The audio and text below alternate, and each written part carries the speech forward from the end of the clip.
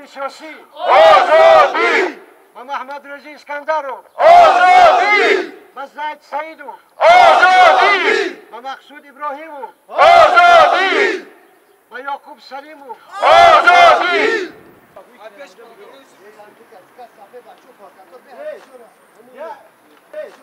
الان ما در روبروی سفارت تاجیکستان در شهر برلین کشور آلمان حضور داریم و چگونه که در دستان ما میبینیم با نشانهای اعتراضی و با نشانهای استعفا امام علی رحمانوف و استعفا اهل بیت و حکومت رحمانوف از این در از این سفارتخانه طلب میکنیم و الان با ما رهبری سیاسی گروه وطندار حضور دارند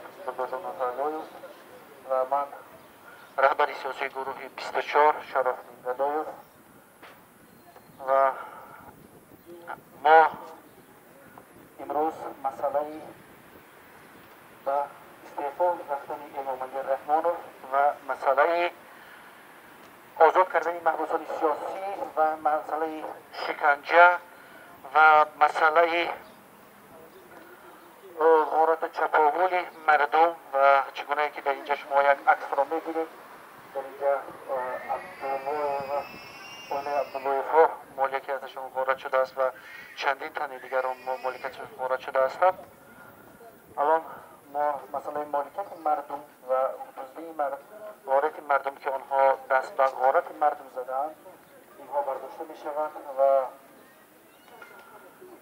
الان رشته سخن رو به رهبری سازمان سیاسی گروه وطندار میدیم و انشاءالله و سخنها رو بازم ادامه میدیم. مرحمت برادر دکتر جان عطالویف. تشکر. برادران عزیز، من افتخار میکنم که امروز شهروندان تاجیکستان در پایتخت آلمان، در پایتخت اروپا، در شهر برلین این گردهمایی را براه انداختند. اما کارکنان سفارت تاجیکستان که در روبروی ما هستند تنها از پس پنجره ها، از پس تریزه ها به ما نگاه میکنند و یگان نفر از این اوباشان، از این خائنان ملت جسارت نمی کند که به نزد مردم براید و صدای دل مردم را شنود. ما دیروز در مسکو، سنت پتربورگ، یکاترینبورگ، استانبول گردهمایی کردیم. این روز در برلین هستیم.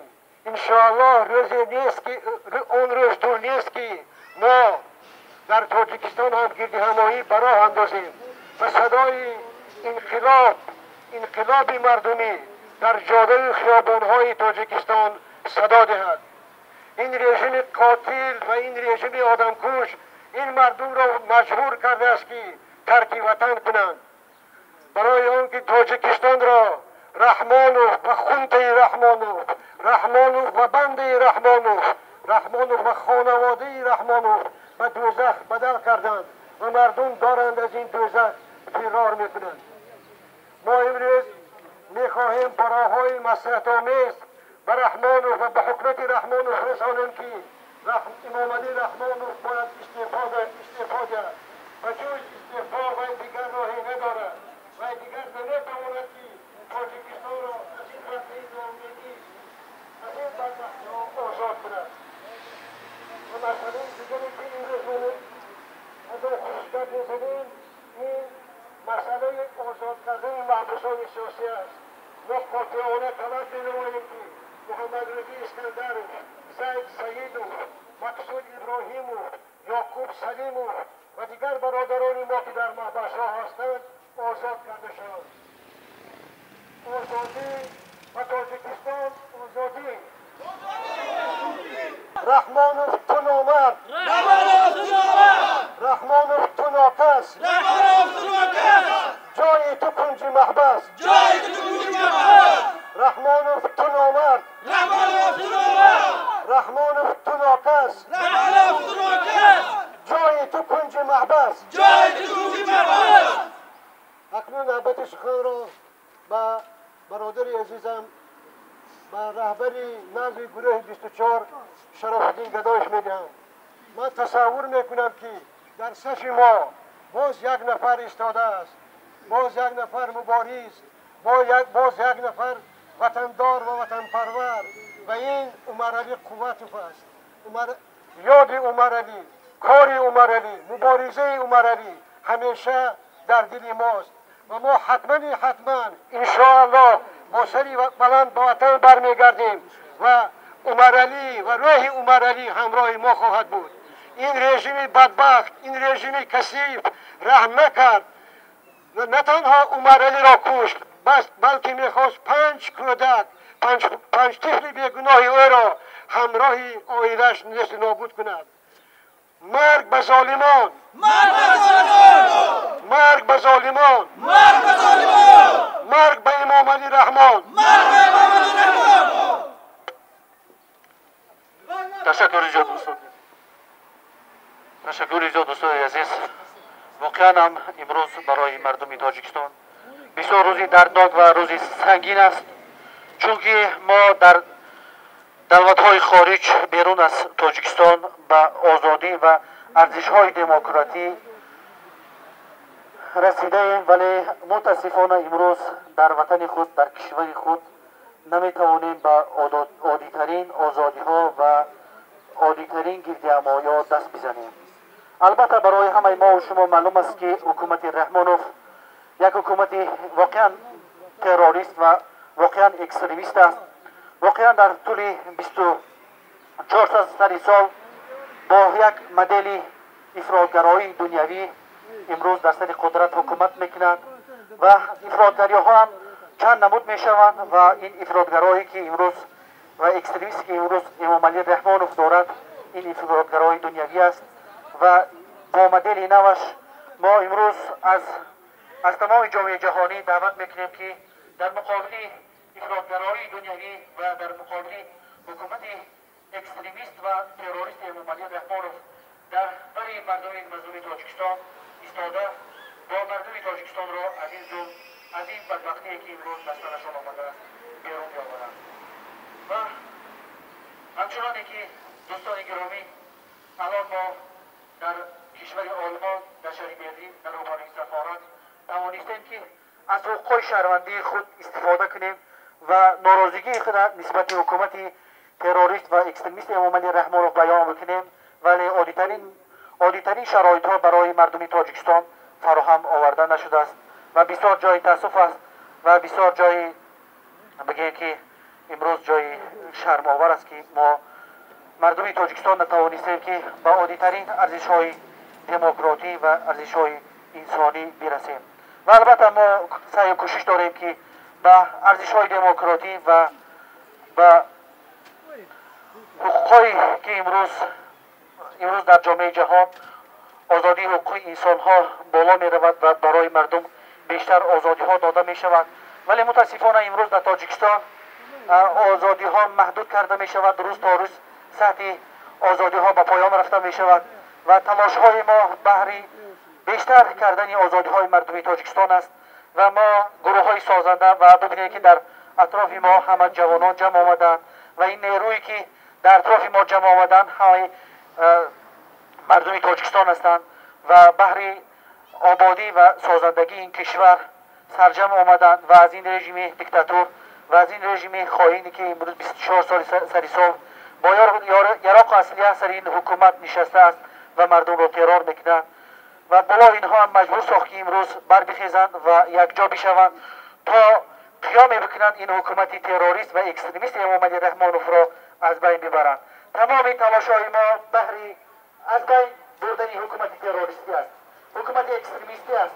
باید جامعه جهانی داند و جامعه جهانی فهمد که امروز مردم تاجیکستان با ارزش‌های دموکراتی کوشش کرده است تا به صاحب ارزش‌های دموکراتی شود، صاحب حقوق و آزادی‌های انسانی شود و صاحب آن امروز ببینید چقدر یک حکومت آزاد در اروپا و دیگر کشورها یک حکومت آزاد است توجیکستان هم مردمی توجیکستان هم حق دارند که چنین یک حکومت آزاد بسازند و حق دارند که در یک فضای آزاد زندگی به سر ببرند و حق دارند در توجیکستان تجارت بکنند و حق دارند آزادانه عبادت کنند و حق دارند که در توجیکستان کار و فعالیت زندگی کنند و تنها این مالکیت توجیکستان مالکیت خانواده رحمانوف نیست.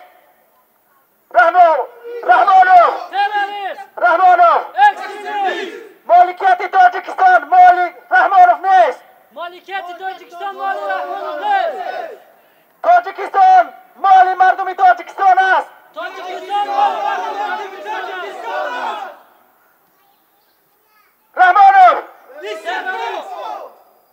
رحمانوف تروریست.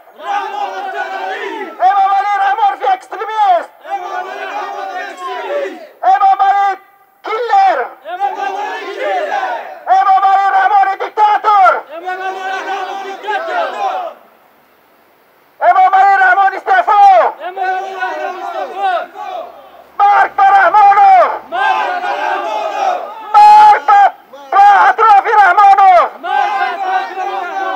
مرگ بر حکومت رحمانوف. رحمانوف سرقاتل تاجیکستان است. دوستان عزیز ببینید امروز ما حق داریم صاحب این حکومت صاحب این دولت تاجیکستان مردمی تاجیکستان است.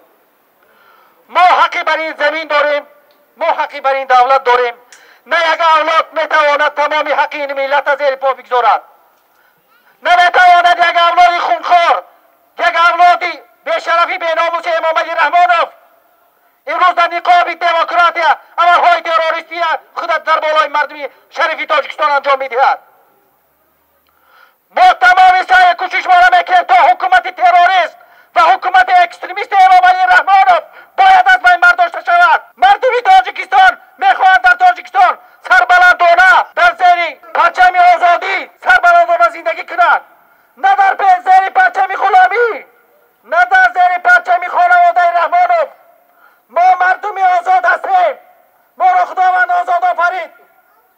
ما امروز حقوق کنستیتوشنی خود طلب میکنیم از خانواده رحمانوف.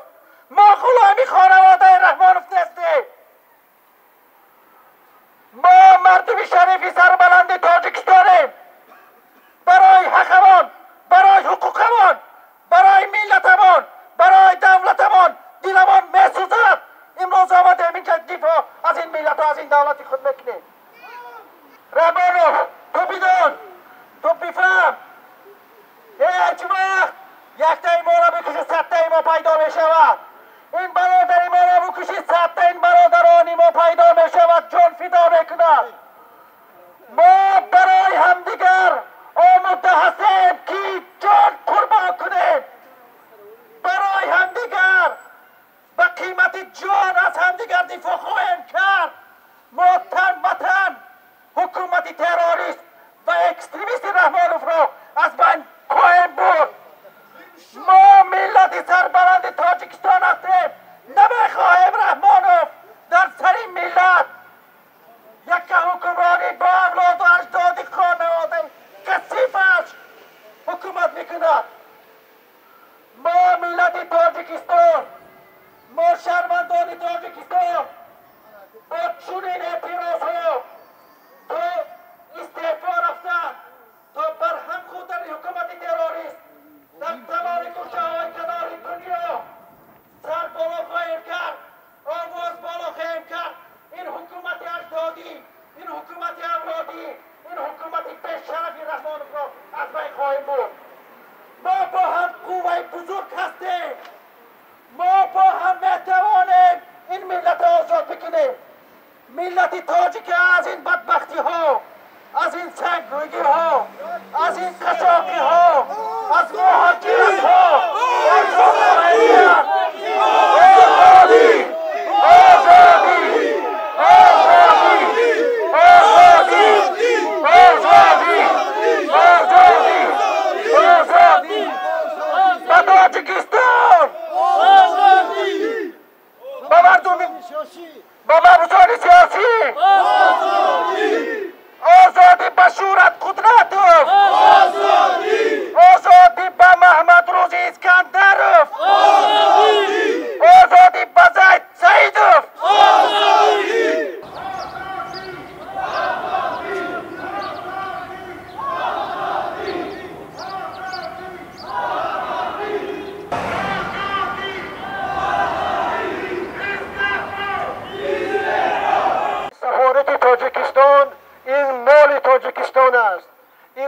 زیبا و قشنگ این خانه تمام مردم تاجیکستان است.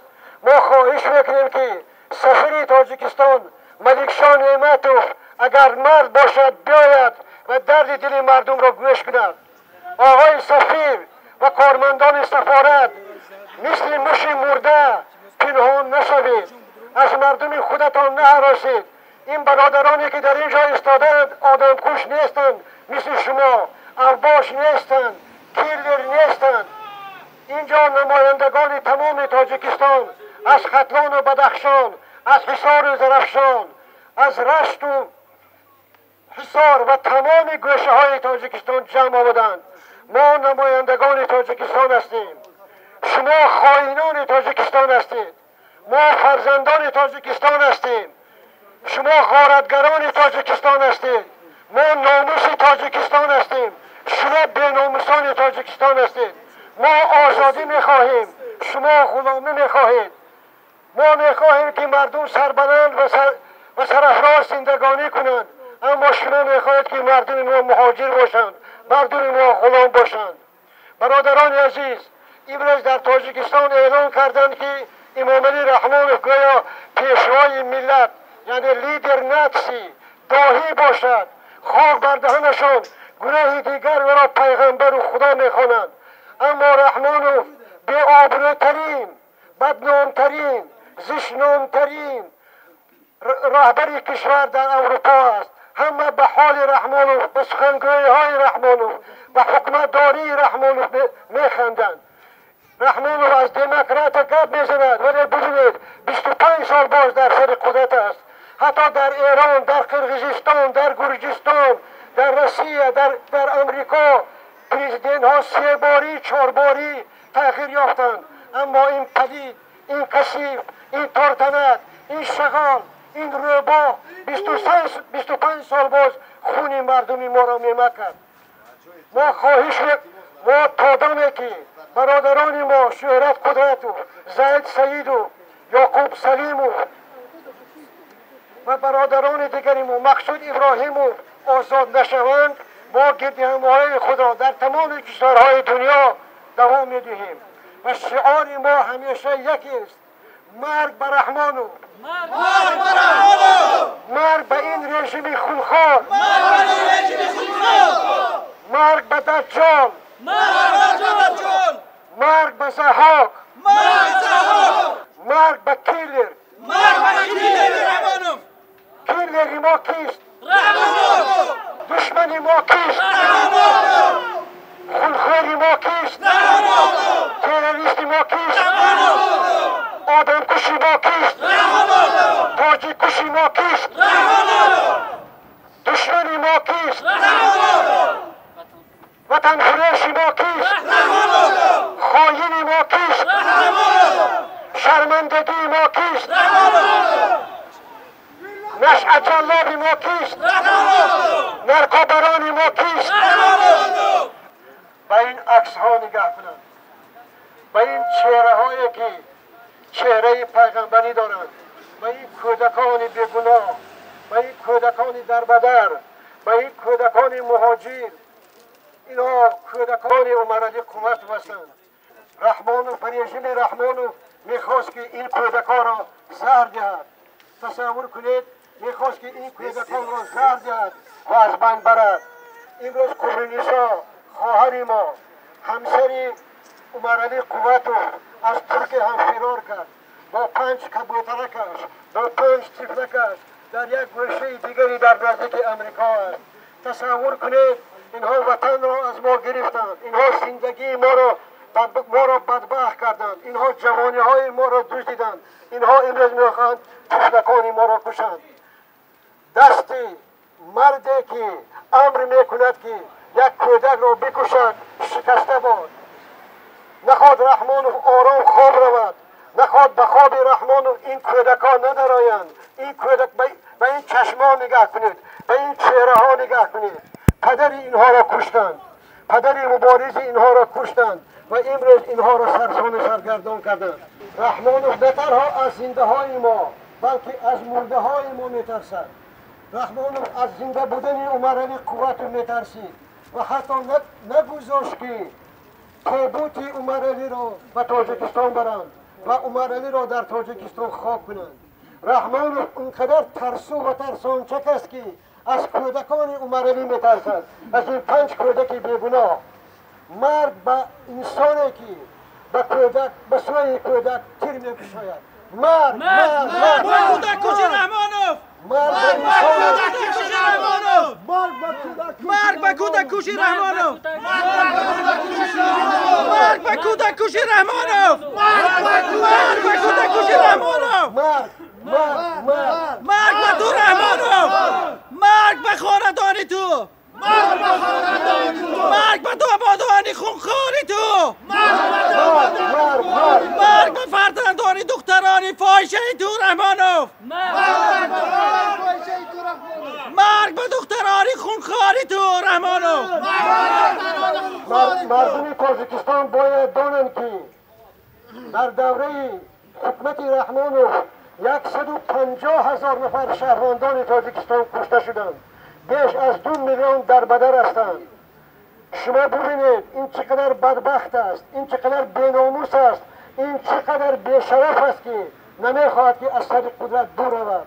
هر کسی که بر ضد رحمانوف میخواهد با بهانه های گویا که وی اکستریمیست است، گویا که وی تروریست است، گویا که وی عضو انصارالله است، عضو کدام حزب‌های دیگر است و مردم را به زندان میکند.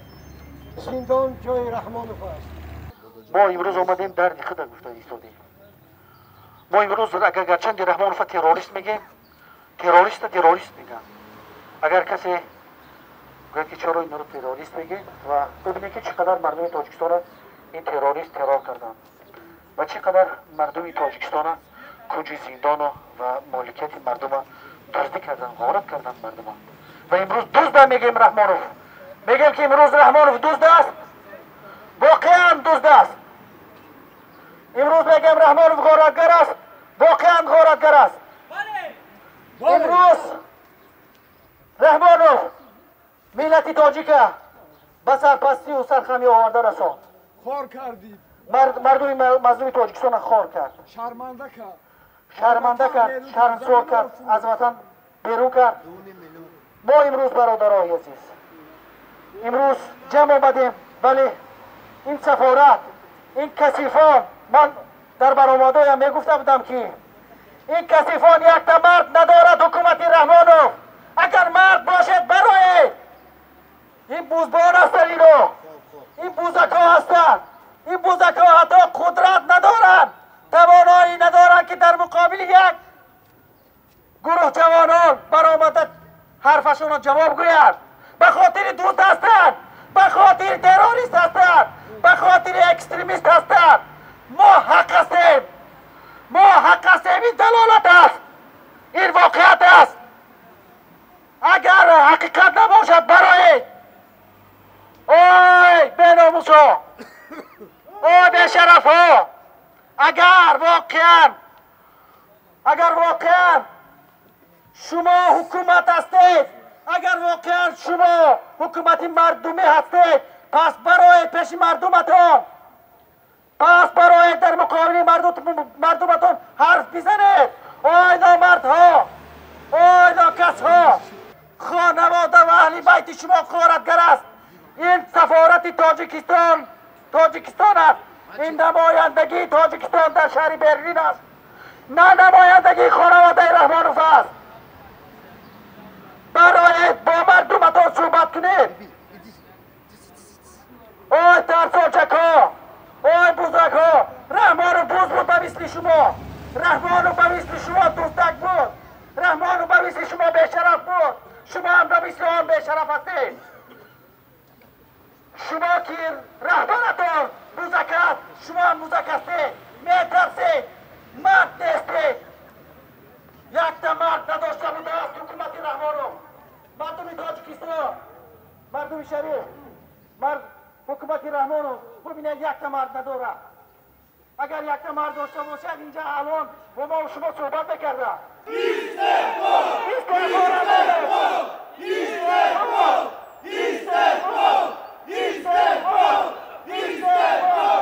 امروز رحمانوف مردم تاجیکستان به چی لقب‌های نام میگیرند؟ بزبان، امام تپک، ریخمال، قاتل، اینان. لیکن من یک چیز فهمیدم که واقعا لقب بزبان به رحمان و میزه بده است. رحمان و بزبان، رحمان و بزبان، رحمان و بزبان، رحمان و بزبان. ببینید اگر رحمانوف یک سفیر یا یک وزیری جسور، یک سفیر حلال، یک فرستاده دانا می داشت، امروز یکی از آنها به نزد این مردم که نماینده های تاجیکستان هستند می برآمدند. آنها، من میخواهم که شما چه نشون دید این سفارت تاجیکستان است. تمام تیرزه ها بسته، پنجره ها بسته، دروازه ها بسته، ولی ببینید اونا از پس پرده ها مثل خرگوش، مثل روبه، مثل شغال می پایند. انشاءالله روزی میرسد که شما از تاجیکستان لباس های زنانه ببر میکنید و ترک تاجیکستان میکنید. شما حق معنوی سفیر بودن ندارید، شما حق معنوی وزیر بودن ندارید. حکومت شما غیر قانونی است، پرزیدنت شما غیر قانونی است. شما همه اوباش و دوز و خائن و خیانتگر هستید. خدا خواهد انشاءالله من میتونم آشکارا برای همه اعلام کنم که بهترین ادوکات‌های اروپا برای به سود بین خلقی دادن امام علی رحمانوف تمام سند و حجت‌ها را آماده کردند و انشاءالله در نزد سود بین خلقی این قاتل، این ضحاک، این دجال، این تروریست جواب خواهد گفت. برای قتل عام مردم تاجیکستان، برای کشتارها در رشت، در بدخشان، در کافرنهان، برای تماما بدون یگان گناه مردم را به حبس شناندن. انشاءالله روزی جواب دور نیست. اما یک چیز را باید گفت که دیگر پیش این مردم را گرفتن نمی شود. دیگر زندگی برای این مردم خیلی و خیلی معنی خود را گم کرد. دیگر مردم تاجیکستان برای همه چیز آماده هستند و این جوانایی که اینجا میبینید اینا از تمام تاجیکستان هستند. اینا جوانای ناموسور هستند، اینا جوانای سربلند هستند. آینده تاجیکستان اینها هستند. اینها وزیران آینده، اینها سفیران آینده، اینها مبارزان آینده، اینها افتخار آینده تاجیکستان. و تاجیکستان آزادی، با شهرت قدرت، آزادی، با زید سعید، آزادی، با محمد رضی اسکندر، آزادی، با یعقوب سلیم، آزادی، با مقصود ابراهیم، آزادی، با محبوسان سیاسی، آزادی، با مطبوعات، آزادی، با ژورنالیستان، آزادی، با حزب‌های سیاسی، آزادی، با روحانیان، آزادی، با خواهران ما که امروز میخواهند از سر آنها صدرشان را بگیرند، آزادی، به خاطر آنها که امروز حکومت رحمانوف به یک عمل نو برش تراشی سر کرده است و مرگ به این سرتراش، مرگ به این سرتراش، مرگ به این پشتراش، مرگ به این پشتراش، مرگ به این سرتراش، مرگ به این سرتراش، مرگ به این پشتراش، مرگ به این پشتراش، مرگ به این سرتراش، مرگ به این سرتراش، مرگ به این پشتراش. مرگ به این پشتراش. من میخواهم که درباره امام نظرov و سبزعلی محمد رضایف دو سخن گویم. این یکی از آدمان آبرومند بدخشان بود، فخر تاجیکستان بود، هم به یگان کاری بد دست نداشت، بیمار بود. وقتی که در تاجیکستان در بدخشان رحمان جنگ اعلان کرد، این مردم را به صلح دعوت کرد. این نگذاشت که مردم به دست قرآن و اسلحه گیرند و عاقبت او را کشتند. سبزعلی یک جوانی بود که در گردی همایی یک خودش این طرف اون طرف میرفت، مردم را به آرامی دعوت میکرد. بعدا این جوان بیگناه را در سر نماز در بالای جای نماز کشتند. این عمرانی قوت بود. این چه گناه داشت؟ این چه گناه داشت که اینا بیوطن کردند؟ این چه گناه داشت که در ترکیه در استانبول اینا کشتند؟ این کودکای عمرانی چه گناه داشتند. برای همین رحمانوف دیگر حق معنوی رهبر بودن ندارد. رحمانوف دیگر حق معنوی سرور بودن ندارد. جای رحمانوف زندان است. جای رحمانوف تنها و تنها زندان است. جای وزیران دوست رحمانوف زندان است.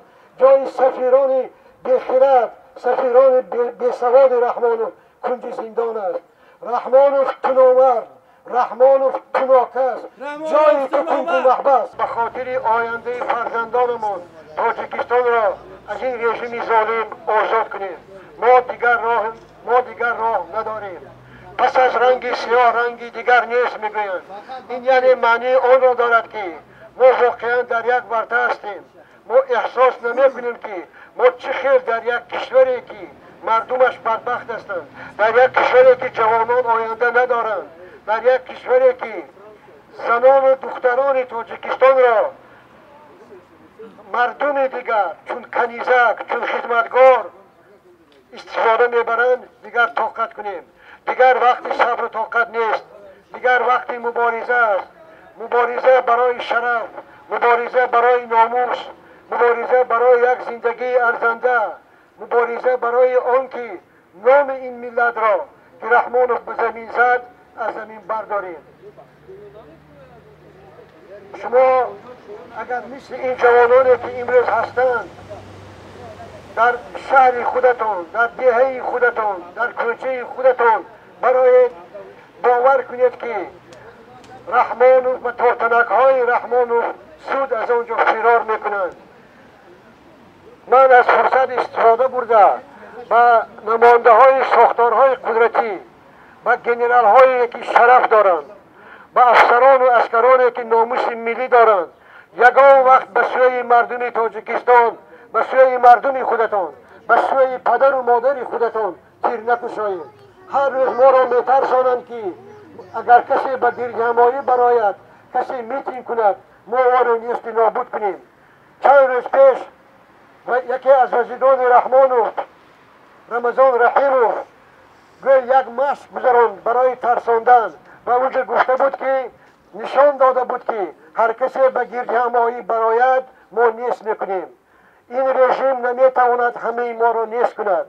لیکن ما در صف ما پیشمرگه ها هستند، در صف ما جوانانی هستند که از مرگ نمی هراستند، در صف ما جوانانی هستند که آماده‌اند به خاطر وطن، به خاطر آزادی، به خاطر ایمان، به خاطر ناموس، به خاطر پروردگار از بحر جان خودشان گذرند. بسیاری از طرفداران ما بران هستند که از یک زندگی نامردانه، از یک زندگی کثیفانه، از یک زندگی پر از احتیاج و پر از اشک مردن 1000 بار اولاتر است. اما ما میخواهیم که این جوانان زنده باشند، این جوانان زندگی کنند. انسان یک بار به دنیا می آید، اما شما ببینید که این ملت ما را چیکار کرده است. این جوانان در آلمان چیکار میکنند؟ این جوانانی که امروز در اروپا در بهترین کارها کار میکنند، دانش خوب دارند، مجبور هستند که بیرون از وطن زندگی کنند.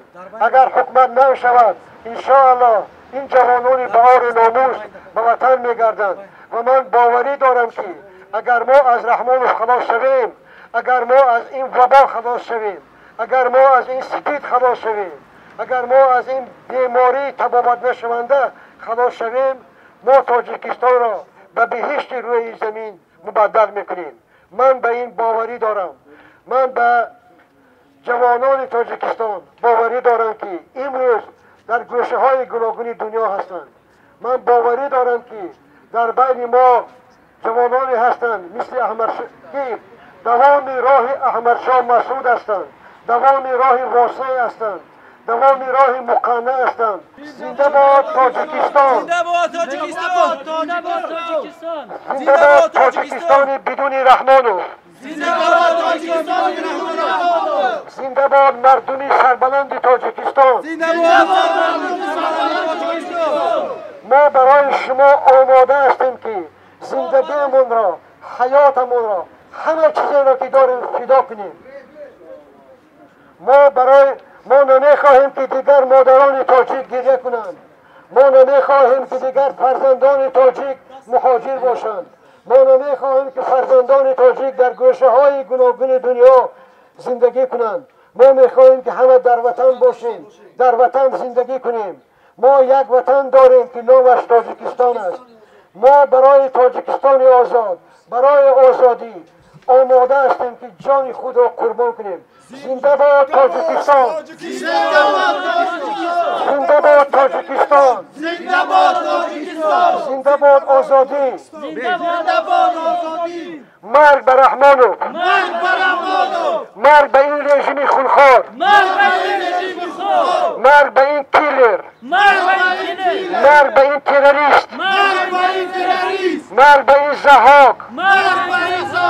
مرگ به این دجال! مرگ به این سرقاتل تاجیکستان! مرگ به این گدازاده! مرگ به این شغال! مرگ به این ترکان! مرگ به این شبوشک! رحمانوف تو نامرد! رحمانوف تو ناکس! جایی تو کنج محبس! رحمانوف تو نامرد! رحمانوف تو ناکس! جایی تو کنج محبس! رحمانوف تو نامرد! رحمانوف تو ناکس! جایی تو کنج محبس! تو امروز جوانان تاجیکستان را ریششون را میگیری، مگر تو ریشتراشی، مگر تو سرتراشی. ای کسی، ای پدید، ای پتخه، اگر تو پشتراش باشی بیا به همون پشم گوسفندات تراش که تو را انتظار هستن. تو یک بزبان بودی، تو یک چوپان بودی، تو یک گدا بودی، تو کسی نبودی که امروز هیچ شدی. اما تو انشاءالله ما تو را بر جای خودت می نشینانیم. آفتاب آفتاب انقلاب، خانه ها را روشن بکن، دشمنان را کور بکن. آفتاب آفتاب انقلاب، آفتاب آفتاب انقلاب، آفتاب خانه را پر نور کن، تاریکی را دور کن، ملت تاجیک را از این تاریکی دور کن. آفتاب خانه را پر نور کن. اصحاب دیگران خیزید، آزادی تو خود را طلب کنید. ما در اینجاییم، هیچ کس سطر ما را نکشید، لباسای ما را نمیگن که نپوشین. نمانه که سطر خود را از سر خود بکشن. آزادی تو را طلب کنین. بخیزین که وقتی ما آمد. خیزین نمانه که ما را خیلی به ایمان کنن، به توفیق کنن رنگ خودشان، رنگ دخترانی خودشان. نمانین سطر تا را بکشن از سرتان.